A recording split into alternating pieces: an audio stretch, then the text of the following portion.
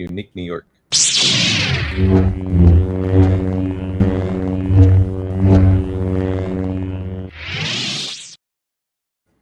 Hello and welcome to the Lost Holocron. As always, I'm your host, James. Above me is my co-host, Richard. Richard, how are you doing? I see you got a haircut this week. I'm feeling good, bro. I'm feeling fresh. I got a wedding on Saturday.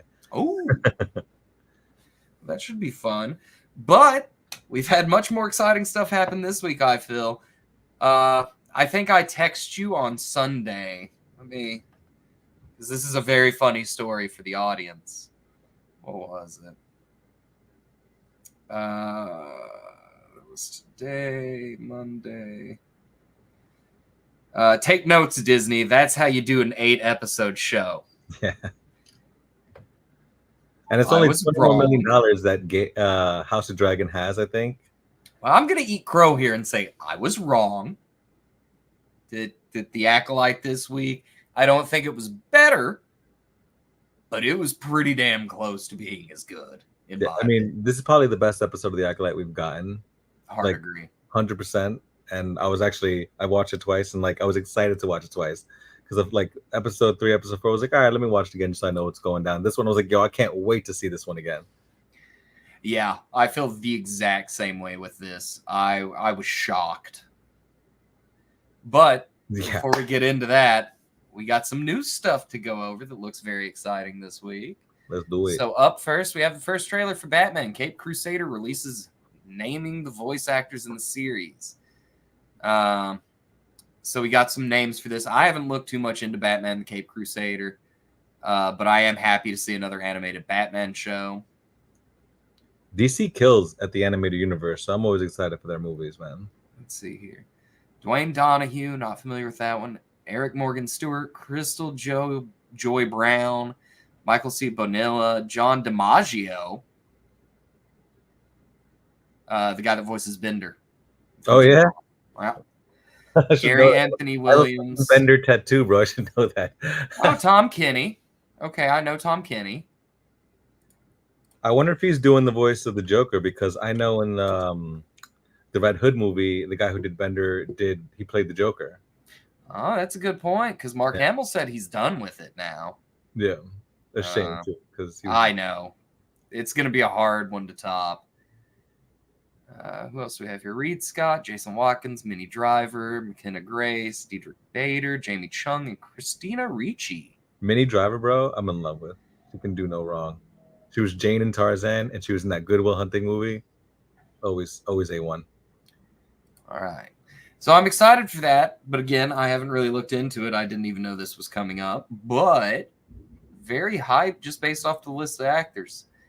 Up next, equally as exciting to anybody who is around our age, Shrek 5 accidentally got announced. Did you see this?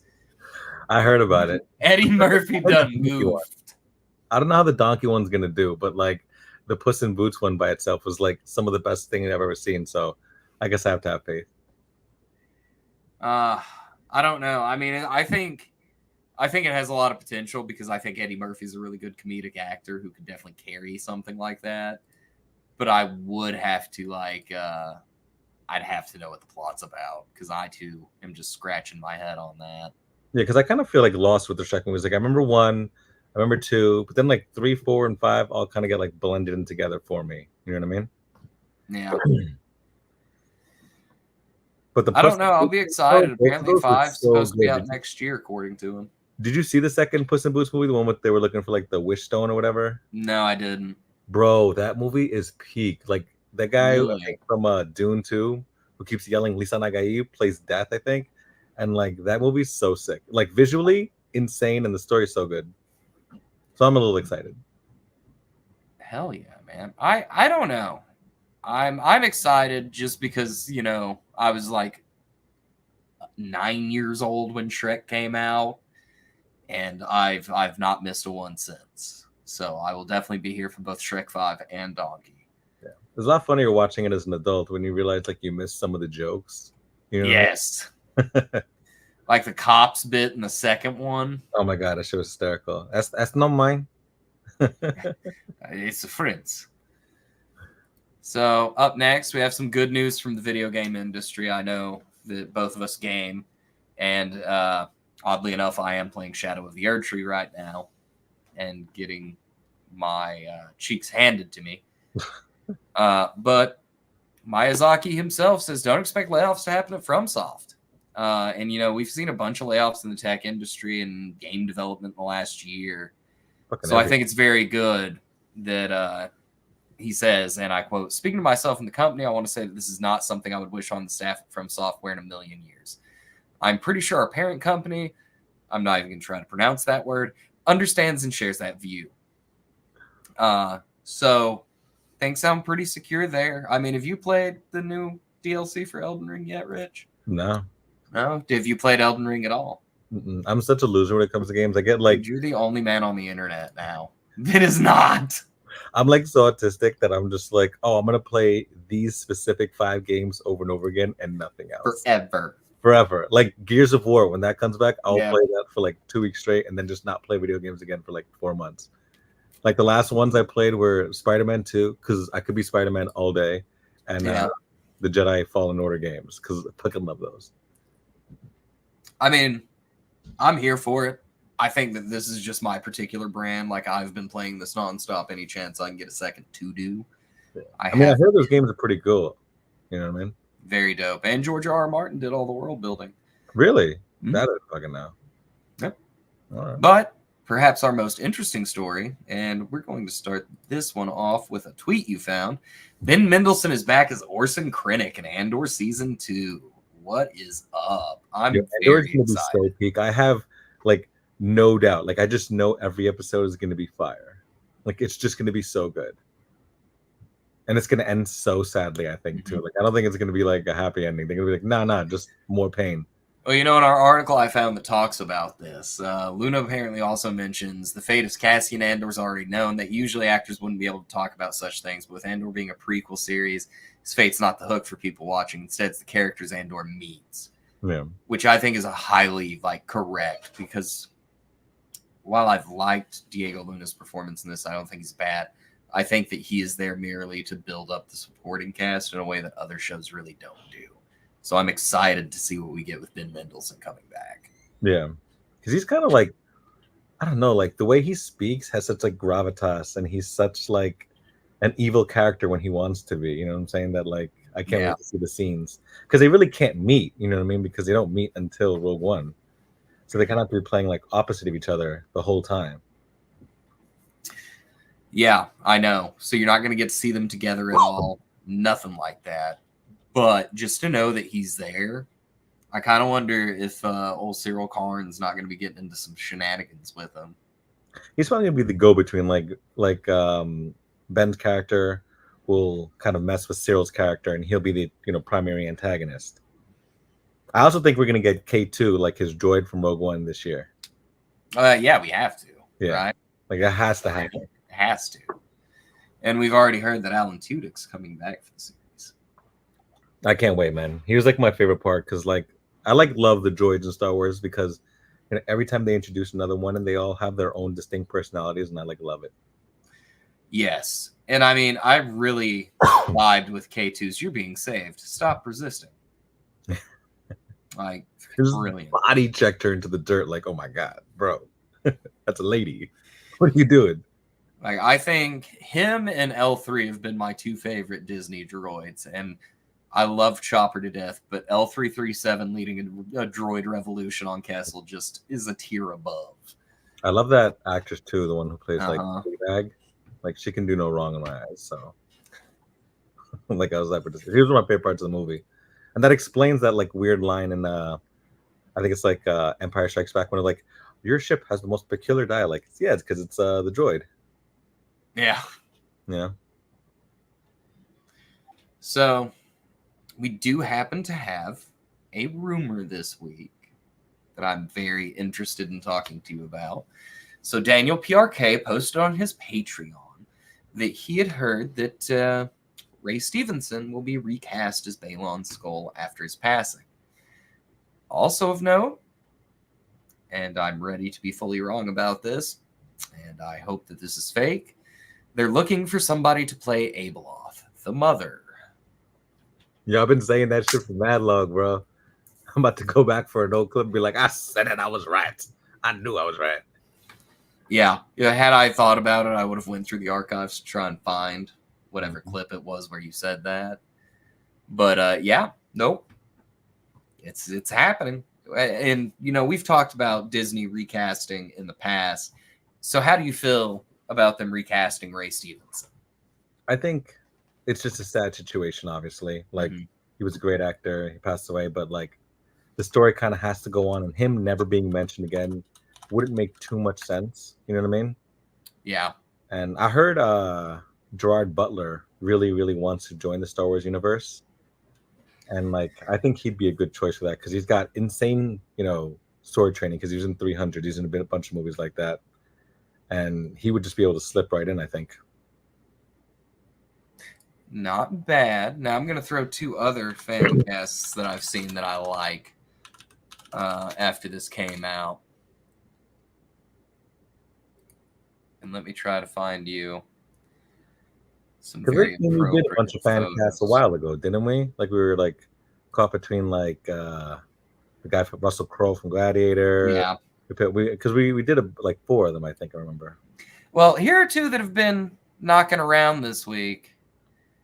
Boy, oh boy. I can't argue with, right? So number 1, you have Graham McTavish. Okay. From House of the Dragon season 1. And I believe he's also an Outlander. He has a look for it, man. Right. Now, are you ready for the second one people have been throwing around that I don't know who I would pick out of these 2. And we might throw this up as a bonus revenge of the pick this week. My main man, Liam Cunningham. You don't think he's too old? No, not really. I mean, Ray Stevenson was pretty old. He didn't look old, though. Like, he had like the gray beard, but he looked like young and strong. Right. So I'd pick him though, man. He's like, he has such like a way of speaking that like every time he talks, I just want to listen to what he says. And I don't think I've ever seen that actor play a bad guy, so that'd be really cool to see. All right, now I'm gonna give you Liam Cunningham, no beard, just a screen like a promo photo. I can't picture him in a suit. Oh my god, it looks so different. Right now, it doesn't look so old there when he's not in the Game of Thrones makeup. Okay, I can see it then. I hope it's him then. Him or Gerard Butler, I think would go real hard in the next Ahsoka series. I don't know about Gerard Butler, man. Why not? Number 1, if I had to pick, I would pick Russell Crowe above Gerard Butler. But 300 was a long time ago. He's pretty old now. Right, 300 was a long time ago. But out of either 300 or Gladiator, I'm picking Gladiator is the better movie. Really? You think that one's better? Undoubtedly. I love both these movies, but if I had to watch either, I'd probably watch 300. I feel like 300 is more like a turn your brain off kind of action movie, whereas Gladiator was like very hard. Yeah. Aren't they making Gladiator Part 2? Yes. How are they fucking doing that? The guy's dead. Just another one? Just a different guy, probably. Yeah. Bruh. I forget which one it was, but there was a Roman emperor that played at being Gladiator, and it ended up being what killed him. Oh, my God. And you know what? If anybody watching happens to know who that is, shout it out in the chat. I will throw it up here. I remember watching Gladiator, though, and like I was blown away by Joaquin Phoenix's like portrayal. Like, he was the best part of that movie for me. He was like so good at being bad. You know what I mean? Yeah, I think so. But Liam Cunningham is Ray Stevenson. I'm going to will that into existence now. I think he'd be really good. It is your favorite part of the podcast. Are you ready for our revenge of the pick this week? We do need to get some kind of music for that. So up first, we have this one. Explain to me what I'm looking at here. You got 2 of the beast dragons from House of Dragon. Who you rather have in Caraxes? Was it Caraxes? Or Vagar? Caraxes. And I'll tell you why. Give me the long noodly boy. Like, I feel I'm not going to say that he would win in a fight, but the faster, more agile dragon, I think that's the better choice. Like, Vhagar is terrifying, but she's old, and she's kind of slow now. She got a bunch of holes in her wings, too. Mm-hmm. I saw that's been on like Google Trends all week, is how the dragons fly with holes in their wings. Yeah. Bro, they're plus Damon's dragon has that crazy yell. Like when I was watching the episode of House Dragon, and it was like on the like the saddle, and it like jumps off and it just starts screeching. I was like, yo, imagine just hearing that. Like, fun, bro. Horrifying, dude. But what about you? I mean, I probably the same thing as you. Like, I want the small, the red scaled one because he looks even meaner. You know what I mean? Like the other one's huge and terrifying, but like, I don't know. That one just looks like the embodiment of Damon. Like, it's kind of unbalanced, and it might just kill you for Like you could tell if that were a dog walking up, that's a mean ass dog. Yes, that's what I'm saying. And apparently the audience agrees with us. Caraxus won out this week for that one. Number 2. What am I looking at? All right, 2 of my favorites, man. But who do you think was the better casting? Robert Downey Jr. as Iron Man or Hugh Jackman as Mr. Wolverine? I need to look up Hugh Jackman's height real quick. Give me a second. Because, like, I think Hugh Jackman has the most appearances because he's been in a lot of X-Men movies. And now he's literally going to be in another one with Deadpool and Wolverine. But, my man started the MCU. All right. Hugh Jackman is 6'2". Robert Downey Jr. Yeah. Jackman's fucking tall, bro. Yeah, that's like a reverse Wolverine. He is mostly known as a short king. Yeah, he's like shorter than me in real life. He's about like 5'3", I think it's supposed to be. It is good to know that I am, in fact, taller than Hugh Jackman, though. So. I probably would pick Robert Downey Jr. just because, he kind of has a little bit of Tony Stark in him, like naturally. Yeah. That's why he went so easily. And I remember watching that first Iron Man movie, and like, I liked the X-Men, so like I was excited to see those movies in 2000, but I didn't really care about Captain America, Iron Man, or any of those people. Yeah. And he made me like fall in love with like Iron Man. I think he was like the coolest character ever. 100%. I think that if you had anybody else's Iron Man, you wouldn't have gotten 3 Iron Man movies and the entire MCU out of it. Yeah. 100%. Like that was very much right place, right time. I guarantee you that Tony Stark also ate a shitty Burger King burger and crashed his sports car full of women snow into an ocean as well and became sober. Like that just sounds like a very Tony Stark thing to do after getting to know the character here and reading some of the comics. Like he was perfect walking into the role. So here's the biggest question, because this summer, not even in a couple of months, we're gonna get Hugh Jackman as Wolverine. Do you think Robert Downey Jr. is coming back for Secret Wars or the next installment of the Avengers or some movie, or he's never Iron Man again? Iron Man's dead. So was Wolverine and Logan. He's back, right? But I think we know how Deadpool works. Like it's non-canonical, right? Like he's got a time traveling belt.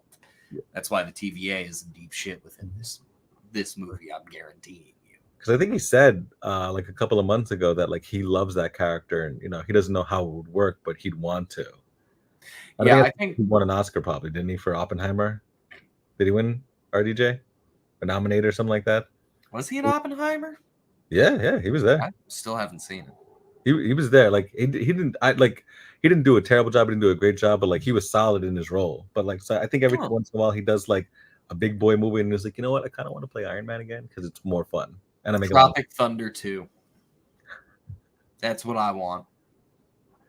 Dude, that's one of the funniest movies of all time. I remember watching it, and like the first part where it's just like they're doing the war scene, and they're like, you don't know it's a movie yet, kind of. Yeah. And it was like Robert Downey just like shooting behind his back, hitting people and shit like that. Like I've never laughed harder in my life than when I watched that movie for the first time. It's one of my favorite movies, and you couldn't make it today because people would be like, "Hey, wait a minute, that's just Tropic Thunder." Yeah. Oh, all right. On to the third one. Last one for today. Just so you know, the fans picked Wolverine as the winner there. So, really? Yeah, we are in the wrong. It's hard to hate Wolverine as a character or Hugh Jackman. You know what I mean? Yeah, and I feel like that's a big part of his. Hugh Jackman's just very on point. But what do we have here? Two of my favorite characters in the Star Wars universe. But if you had to be honest, who do you think had the better redemption arc, Crosshair or Callus?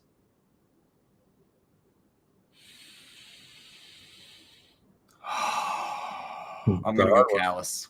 You go Callus? Yeah. I'd have to say Crosshair, but why do you say Callus? I don't know, man. Like, just by the end of the series, seeing how close he and Zeb got, despite like running the genocide on Zeb's people, sorry about I think really spoke a lot of how far he had come in that series from the time we meet him in the first or second episode, wherever it is he appears, all the way up to the end.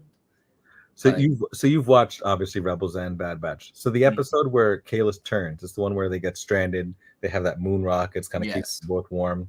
And then there's the episode, I think it's called The Solitary Clone with Crosshair, where he's stuck on the same kind of planet, like a very cold planet with the clone. Remember that one? Yes. Which one was the better episode? Same kind of thing. I'm actually going to have to give it up to Crosshair's episode on that one. I think that because it was able to be a little more adult, I think that episode carried a lot more weight than Callus and the Moon Rock. Now, that being said, I think they're both like the exact same moment, just that Crosshair's got to be played out a little bit better because we had a higher budget there, not as kid-oriented. Like, it was supposed to be adult animation from Jump. Rebels, they kind of had to sneak that stuff in through the seasons. But yeah, two great characters. I hope we honestly see Kahless in Ahsoka season 2 and Zeb. Honestly, that'd be really dope. It would be so nice to see Zeb. Yeah.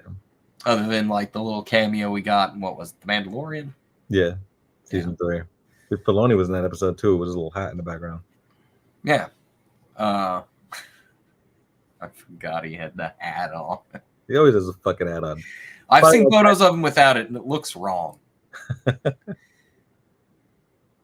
But speaking of Dave Filoni, let us take a moment to remember the following. Oof. What an episode. Yeah. Did you think they were all going to get murked this episode? Because I did not. When he said Sith, I was very surprised that Soul walked away. Yeah. If I'm being honest. Like, I was like, wow. So, rate it 1 to 10 on this episode. How do you feel? You know, it's like an 8.8. Like, it's almost a 9, but it's still in the 8s. But it's my favorite episode of the season by far. I would say like an 8.5, maybe a 9. Yeah, like it's almost right there, man. Like a soft 9, you know. Some of the best lightsaber fighting I've seen since maybe the Ahsoka episode with Anakin and Ahsoka fighting. Like, it was intense. It was really fucking good. Oh, is the clip gonna load? But I was sad that Jackie died, man. Like, that surprised the fuck out of me. Very interesting. None of our clips are working. They were too sad, bro. They're like, nah, I can't show it. They were too sad. Yeah. And I think that not only did we get some like really rough fight scenes in this one, but just the choreography itself was bananas. Yeah. Because there was almost a couple, like, when Jackie was fighting Khmer, and then when Soul was fighting him, it was, like, a master fighting, and then kind of like, a young Padawan fighting, and it was different. Like, it was really good.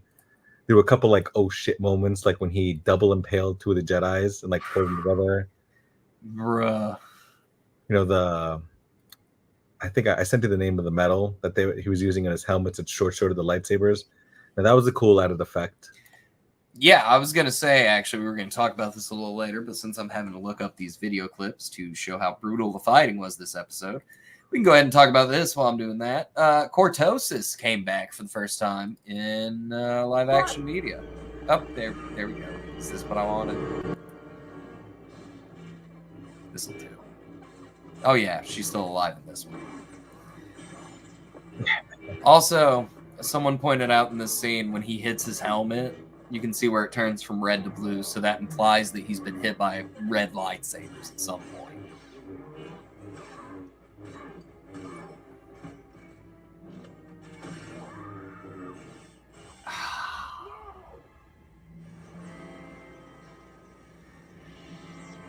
I was so shocked she died. I would have put $1,000 that Yord all of them died and she lived, but no. Don't talk to me or my Yord horde ever again. We are losing this week. I am in mourning. Yeah. I'm be honest, like people were talking about like the most, like violent Star Wars death, and they're like, oh, when Anakin killed Dooku. I'm like, yeah, that's bad, but they looked off screen when that happened. Like you don't see the sabers go through his neck, you just see his little head roll away. This dude got his head broken real fast. Like your man showed out. Like I think we both knew that he was the reveal of the villain. You know what I mean? Mm-hmm.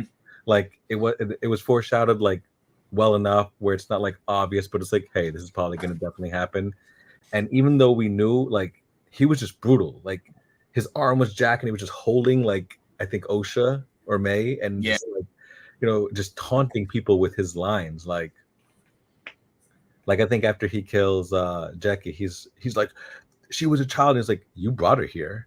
Like, yeah, you knew what you were coming here to do. Yeah. I'm going to say this. When I first figured out that this was Manny Jacinto of The Good Place fame for me, I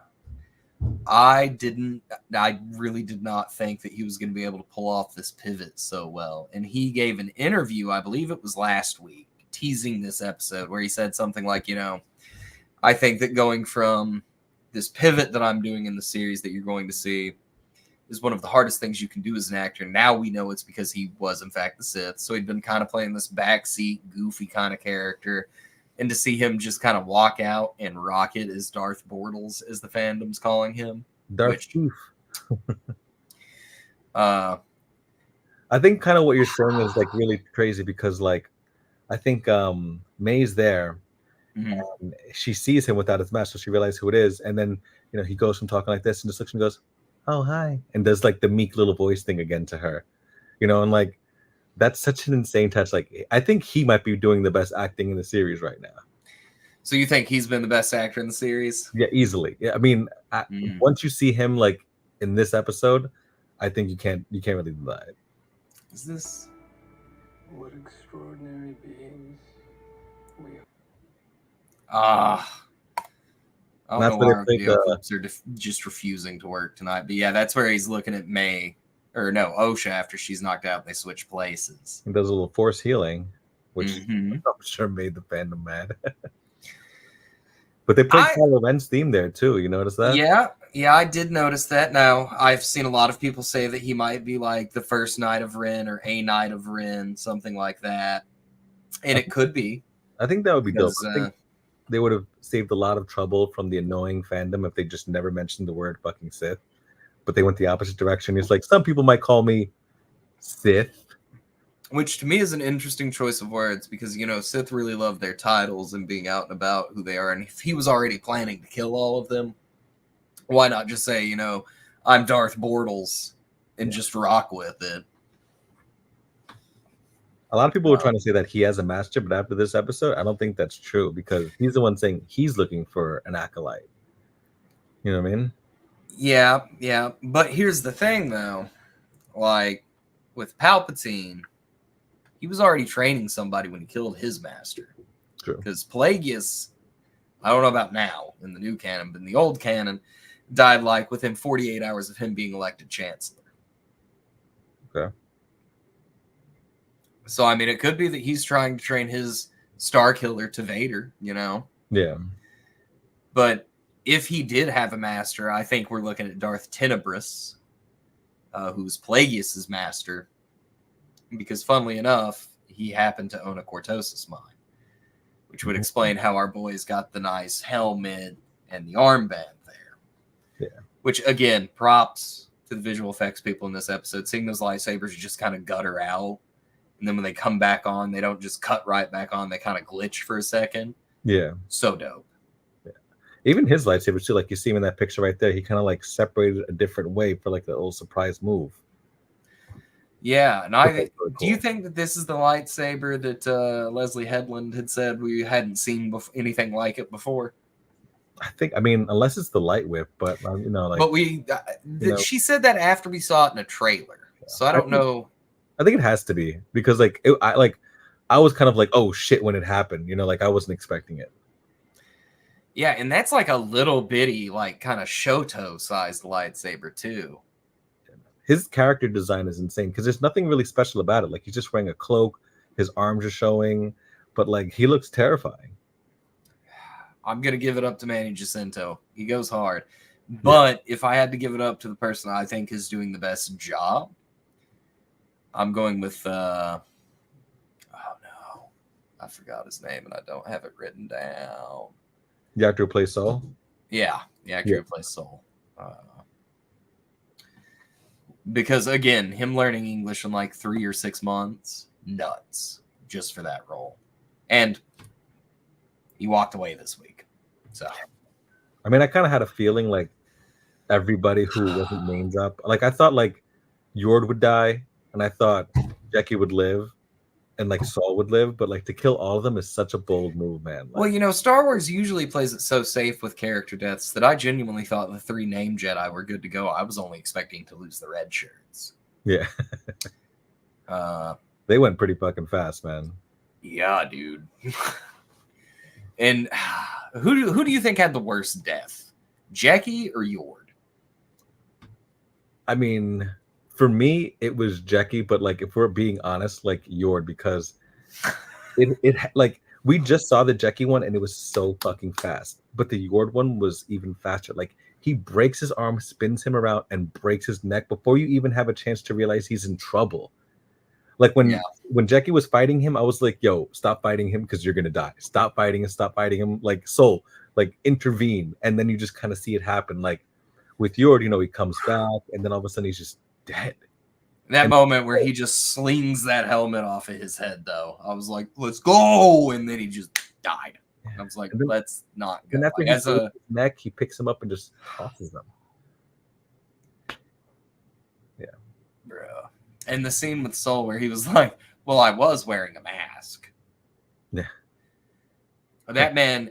I think he and Soul are probably the 2 best actors, and they both just chew up their lines and spit them back out every time, man. Like seeing them act across from each other this episode might have been my favorite part of the episode. True. Because like,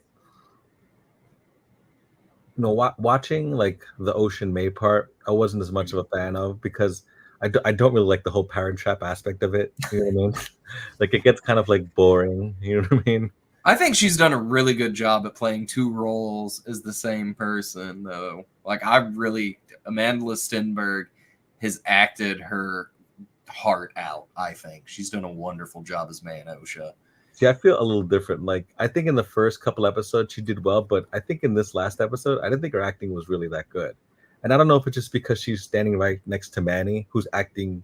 He's just a much better actor. So, like, by comparison, surprisingly, yes. You know what I'm saying? Like, he's literally standing above her, like, quoting kind of like a poem. And it's like, man, you sound so hard, bro. Like, Yeah. And then when they were talking together, like, I was kind of out of it. And then, like, they have this, like, mini fight. She pushes herself or, Osha. And then it's over. I was like, that's the only part of the episode I honestly didn't like. And I've liked her in the first 2 episodes. I thought she did a good job. But this one, I don't know if it's because she's just playing 2 roles. It just didn't work for me when they were together, like the whole Parent Trap aspect. Yeah, I can't say that really sold me. It just like, it's 2 different. It's the same actor playing 2 different roles. And we actually have kind of a funny swap on this in the next segment of the show, where we're going to talk about two actual twins playing different roles. But I have to agree with you. I think that might have been my least favorite part of the episode. Can we talk about how funny it is, though, that in 2 different series in the same week, it was like if I had a nickel for every time an identical twin tried to pose as the other, I'd have 2 nickels or some shit. Which isn't a lot, but it is weird that it's happened twice. Yeah. Like, I was thinking about that. I was like that's crazy. Do you think that the whole switch is going to carry on for a lot, or it's going to get exposed right away? Because that dude, I forget his name, but the little critter, the one who's following her with Basil. Yeah, like he obviously knows because he can smell her. Yes, and he's like, wait a minute, this is because he keeps smelling Pip at the end of that episode and looking at her and being very confused. So he knows what's up, but unfortunately, the only fucking person that could understand him got his neck snapped. Yeah. You can write it down. Hey, that is not Osha. I also think it's very funny that it was named Basil, which just means that that's how English people sound in the Star Wars universe. You ever by any chance watch Faulty Towers like a long time ago? Yes. That's all I thought about. I was like, Basil Faulty. I'm so glad you watched that show. That's immediately why. That's why I was like, so that's what English people sound like in Star Wars. Do you think Osha is going to be like taken prisoner by Darth Teeth or Manu Jacinto's character? I do think that they focused on her tattoo a little too long for it to be insignificant. I don't know if he's going to take her hostage or be like, no, this is what really happened that night. Let me train you. And she's going to be like, oh, I can fix him. That happens a lot in media. It's like, he's terrible. Yeah. Like that's...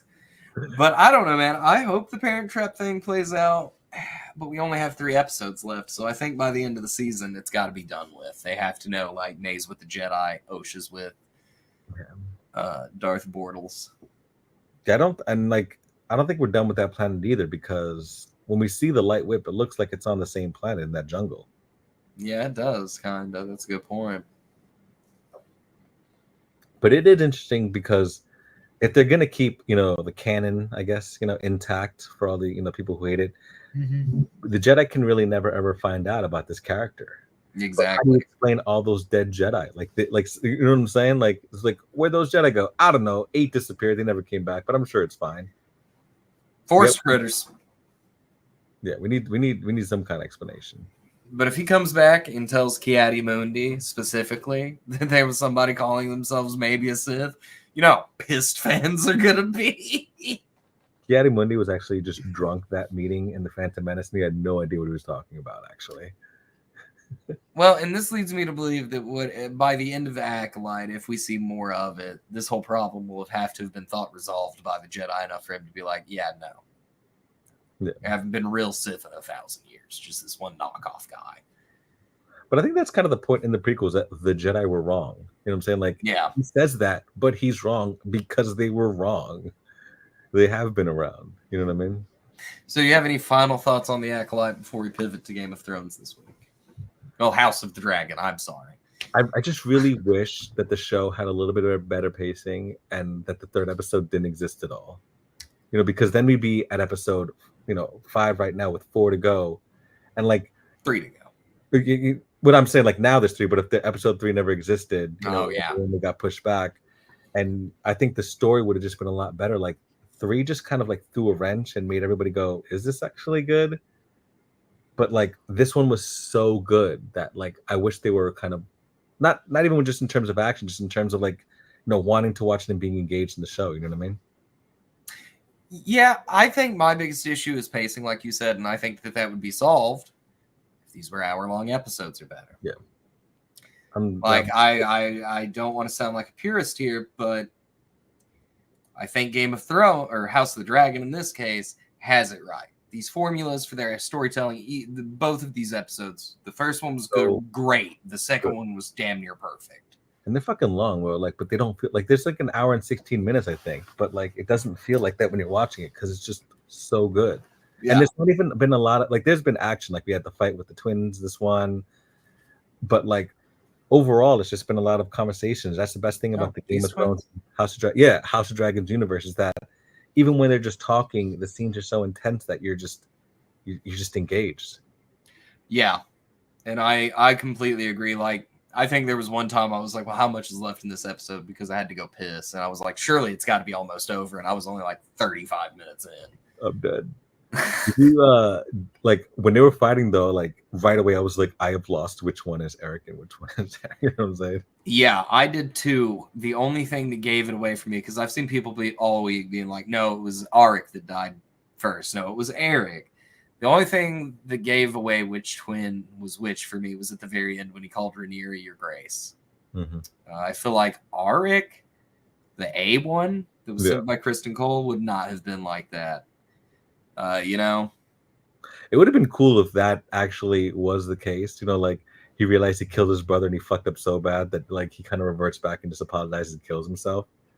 But like, that scene was intense. Like, it was like, a brother fight. Like, they were like grabbing each other's wounds, and it was just like it's happening so fast. You're like ruthless. Oh, yeah.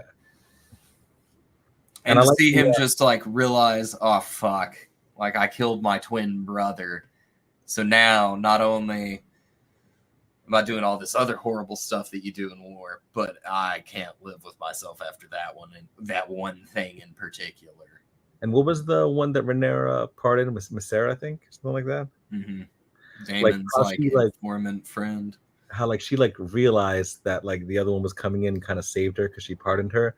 That was a crazy touch. But like what's his name? Aegon, the new king, the one whose kid was killed. He acted insane this episode. He was the best one. Yeah. You think so? Because that was going to be my next question is who do you think has carried this show so far as acting goes? Because I'm not going to lie, everybody's done a fantastic job. Yeah. I mean, usually I always go with like, I think honestly, always Allison kind of does a good job because she plays this such like high intensity character of like, guilt and anger. And from the first and second season, she's always just done a good job. But this episode specifically, in the first episode, he's just smashing like his dad's fucking Lego castle. He's screaming, "I am the king! I am the king!" And then there's just episodes where he's crying and bawling. Like he had so much range this episode; it was insane. We got a question here: the show or individual episodes? You know what? I'm gonna say you could go individual episode. Like, who do you think was the best one in this one? Because I'm gonna agree. I think this one it has been like Tom Glencarney carried this episode. His whole range of emotion that we get to see. And like just how fucked up that side of the Targaryen family is, right? Yeah. Oh, that's a good point. The guy that plays Otto Hightower was straight spitting fire at the end of the episode when he's like, well, my father wanted me to be king. And he's like, that's what you think? Yeah. Fucking. It's crazy because like, if you look at his like filmography, it's like, that's a dude from Little Nicky. That's like the bad devil's son. He's also in Pirate Radio as like that really like poofy like DJ thing, and he's insane. Like when I found out that was him, I was like, no, it fucking isn't. And then and I was like, oh my god, it is. I'm wrong. Like him, Allison, to me are the best actors in the series. I think. See, I'm gonna be honest. Matt Smith has very much surprised me. He was the one I was really iffy about when he got cast. I was like, I don't know how I feel about him as Daemon Targaryen. But I'm not going to lie. Every time he does a little war crime, I'm like, but he's still so hot, though. Yeah, I mean, for one, he has the most fun role to play because he's a fucking badass. And like, he's even just an insane person. Dude, have you seen like all the memes where it's just like him giving the side eye? Like everyone's like commits war crime. Everybody looks at Daemon. Daemon, I didn't do anything. Well, I told him to kill Aemon Targaryen, but what else did you tell them? Nothing. Yeah, his scenes with Rhaenyra specifically are always so. The whole talk with them this episode. Yeah, nuts. Like he'd be throwing shit against the wall, grabs her by the throat. Even when it was the young, and then he just kissed her. Like the first actress, like the younger one, where he was like in the brothel with her and just kind of like pushes up against her. Mm-hmm. He's so intimidating as a character that like he's like it's hard not to watch him in every scene. You know what I mean? Yeah. And now he's off. Like I think next episode is going to be a huge Daemon episode. Boop.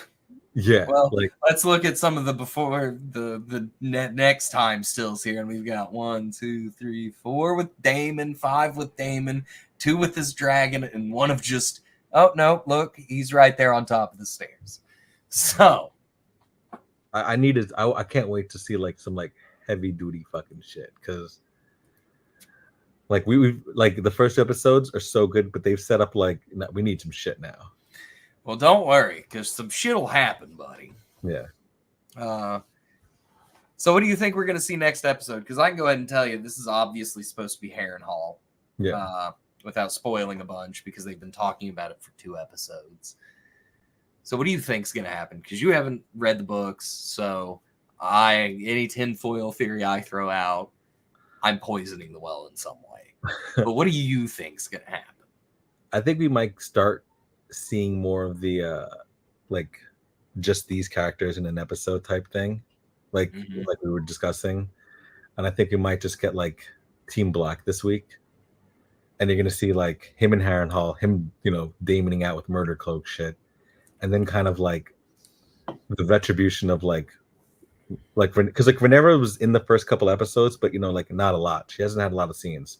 I think we're gonna get a lot of Rhaenyra, a lot of the Sea Snake, because they're kind of like building up his story with the guy who saved his life and things like that.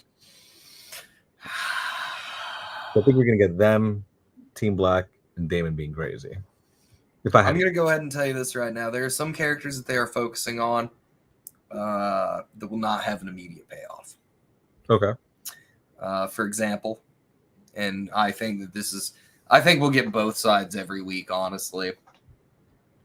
Maybe Black's more this week than Green's, but I do think we're going to see Aemon and Kristen starting to muster some forces, probably to go alongside Daemon showing up in the Riverlands. But the reason I say that is specifically when you said, Corlys Valyrian, the guy that pulled him out of the ocean and saved him. There was the blacksmith guy. Yeah. Who we had that lone scene with. And there was somebody else this week I cannot think of. But they're doing that for something further down the road, kind of like how we haven't seen the Warden of the North, Cregan Stark, again. Yeah. Other than just at the wall with Jace for like 5 minutes. Because he comes back way down the road. So like now that Kristen Cole is probably the most hated man like on television, who do you think is more hated, Kristen Cole or Joffrey? Because this dude had to turn off his Instagram comments, and it's like, dude, me personally, I think that Joffrey is more hated. Yeah, Joffrey, 100%, and I'll tell you why. I forget the young man who played him's name, but that kid could fucking act, man. Yeah. Like, I think that Kristen Cole is like the ultimate guy when you think of your boss that is just felled upwards at every turn. Like, he reminds me so much of bosses that I've had that just sucked, especially when he walked in. He was like, stop eating and go change your shit. It's the projection with this man. Insane. It's like, where the fuck were you? Bro, where were you? We need to get a soundboard so I could load up the "It's over 9,000" from Dragon Ball thing. Because, bro.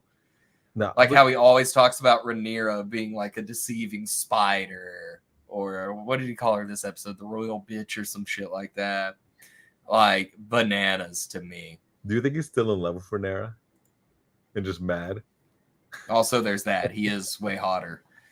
I think so. I don't think that he's over that at all. Yeah. Clearly, the way he talks. We can go sell oranges. And Rhaenyra was like, bitch, I'm not doing that. You realize I'm going to be a queen, right? Your queen. Yeah, no. I can't fuck off the door. I have stuff to do. Yeah, no, I like Kristen Cole's like the worst, bro. And then now he's the hand. Like, you're dumb. I'll tell you who else really just fucking blows me away every scene there. And the lady that plays Rhaenys. The old lady. Yeah. That's married to Corlys. Mm-hmm. The hand of the king or the queen. Yeah. Which I didn't realize until someone like pointed that out. And I was like, that's probably one of the best hands. Like, I think the best one ever is Tywin because he's the fucking man. But like Rhaenys, right up there. I don't know, man. I gotta give it, as much as I hate to say it, Otto Hightower really grew on me this episode. Yeah. Like, I think, for one, the actor, every scene he is in, he just does it perfectly as this guy. He was meant to play Otto.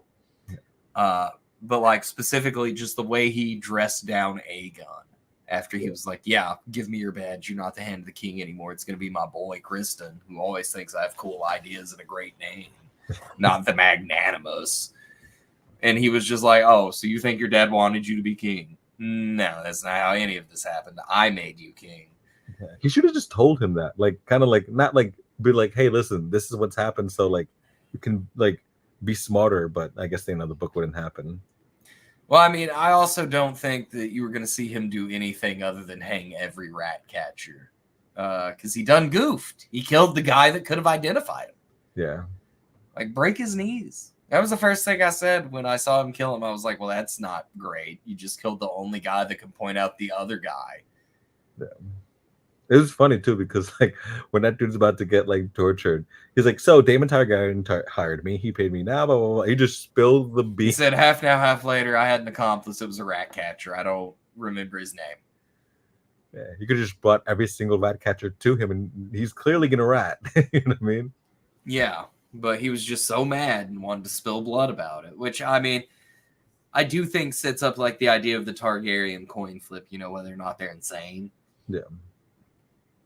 Because with Rhaenyra, her first thoughts were like, "Oh, it's horrible this kid has died, but you know what you've just done to me." She was like, "You've undone any sort of sympathy I have with the people that support me," and just immediately was like, "I have to think about administration. I need loyalty right now." Aegon, like his first thought was, "I need to kill somebody."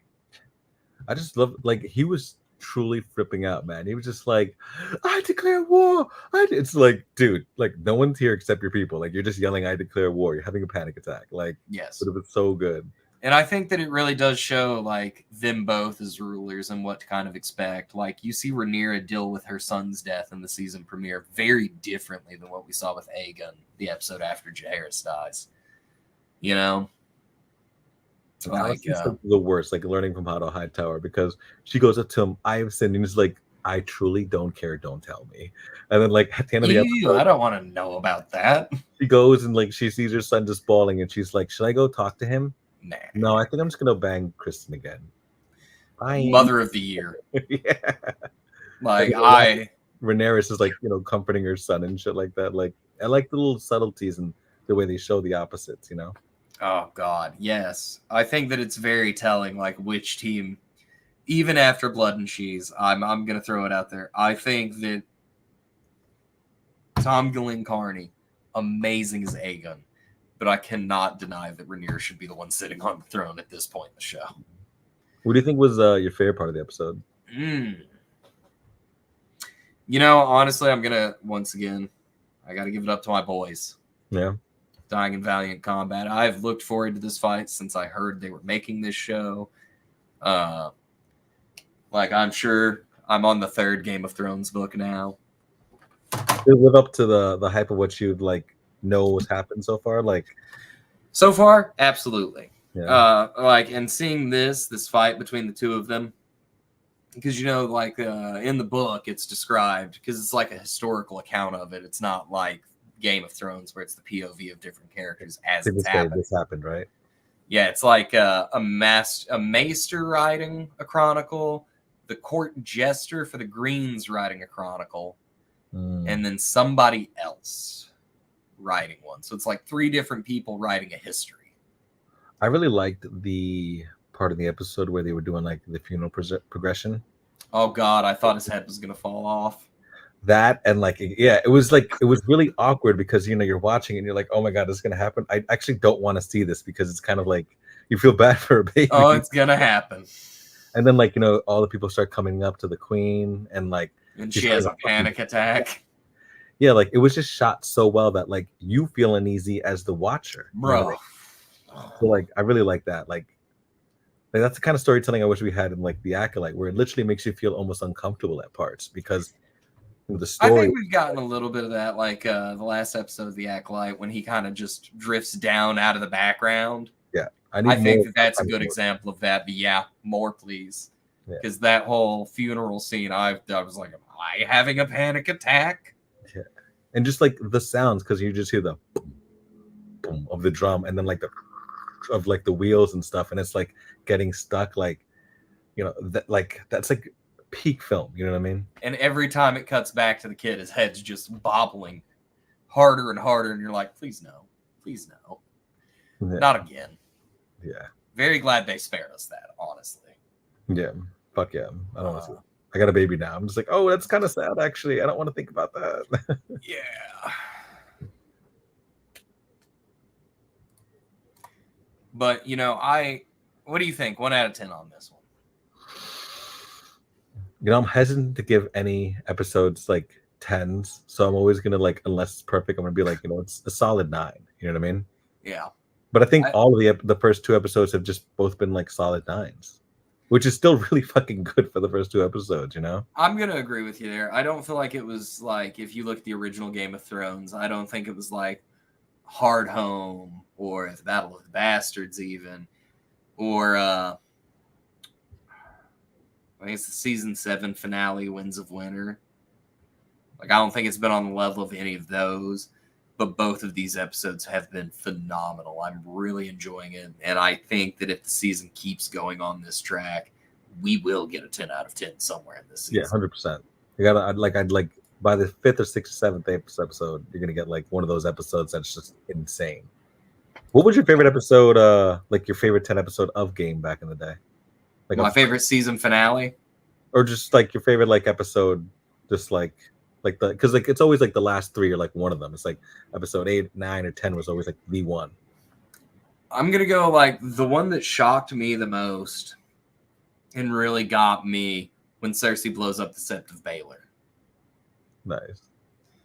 The piece for that, the Light of the Seven, the music piece for it, fucking nuts. The whole sequence is shot perfectly. And Marjorie just having a panic attack because knowing that something's up and trying to get the fuck out. She's like, she's not here. That's a conscious choice. And I hated those like priests, like acolytes. I hated that little arc. But I hated Cersei, but I hated seeing her like, you know, pushed down like that, I guess. The walk of shame and stuff. Yeah. So when she took her power back, I was like, yeah, kill those dudes. Good job. What about you? What was your favorite episode of Game of Thrones? I mean, there's so many, but like the one that I always think of, it's always either between the Battle of the Bastards or, like you said, Hard Home. Because I remember that whole fight just being, you know, having a motherfucking panic attack because I was like, please don't die, Jon Snow. Please don't die, Jon Snow. Please don't die, Jon Snow. And then, you know, everybody's dead. And then you just see the Night King and he just kind of like lifts his arms like that. And then everybody stands up.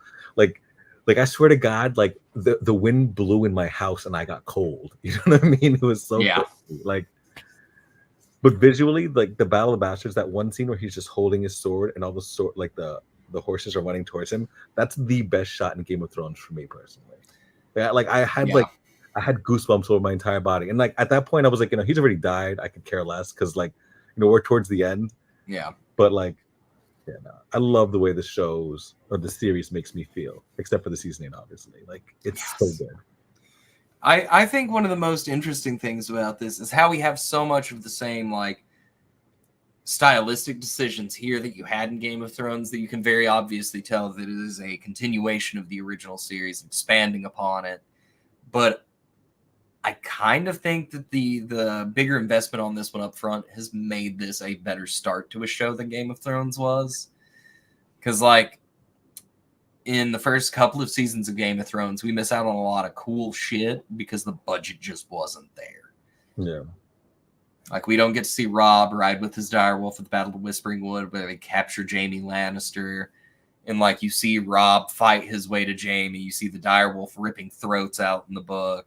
That'd be fucking dope, yeah. Like, you missed out on a lot of that supposed stuff. to be like a legend, you know what I'm saying? Because he's, like, on the back. Yeah, that would have been cool, right? And there's a bunch of them. Because, honestly, like, I'm into the 3rd book now, and I'm pretty sure that this is the one that Red Wedding happens in. I've not made it very far, but Robb still hasn't lost a battle. Okay. So, I remember the most shocking moment of Game, like in the first couple seasons, was when Jaime got his hand cut off. Ah, yeah. Like, I remember like that happening and going, like, just staying like that for like a good 4 minutes. Like, I think I believe it. My favorite one, the episode I always have to have somebody watch it with me when it's their first time, is the Red Wedding, though. Especially because, like, a lot of people, including myself, I had no idea that was coming. You know what I mean? And then you see it, and the actress who plays Catelyn Stark fucking is insane in that scene. Her yelling, like, please, no, like, and then just dies. And then it's just like, no music. You know, just like, fuck, bro. Fuck. I watched it with my wife and my sister-in-law. Oh, excuse me. And they had both never seen it. They're probably both just like shocked as shit. So when we finally get to this episode, I'm like, all right, you know, we can watch this on another day, because it was like the 2nd or 3rd episode we had watched that night. I was like, but you really need to focus on this one. There's some big plot points in here. And, Rob's finally going to win and be king. You fucking dick. That's hysterical. Be like, oh no, this is the happy season finale. Yeah, like this is the good one. This is the best you get in the entire show. This is as happy as you will be. I don't think so shocked too, because like an episode or two before that, like Arya's like right there, and I think she's gonna be reunited with Rob. Oh god! And you're like, yes, and that fucking doesn't happen. You know what I mean? Yeah, like she's riding up through the Riverlands in the book right now, and I'm like, yeah, no. But I got one more question for us, and then we'll call it because we are right at an hour this week. What do you think the better episode was this week? Because they were both absolute heaters, honestly. Acolyte or House of the Dragon? The Star Wars fan in me wants me to say Acolyte, but I think it's still House of the Dragon. There's no flaw in that show right now. There's no flaw. So it had to be House of Dragon for me. What about you? I want to be a contrarian and say the Acolyte, but every time I go to say it, my heart's just not in it. Because you know. House of the Dragon. Even Rebels like House of the Dragon. And to follow up, I don't have a Game of Thrones tattoo. So he wins. But folks, that's our show this week. If you want to continue this discussion with us, you can join our public Discord. You can follow us on Facebook, Twitch, Twitter, Instagram. You can follow the Lost Holocron on TikTok. And, of course, you can always hit that bell icon and subscribe to stay up to date with every time we go live, every time we post something in the community for the Revenge of the Pick. Have a great week. We will see you guys next Thursday to discuss the next episode of both of these great shows. And as always, I'm James. This is Richard. Have an excellent night. Bye. Bye, y'all.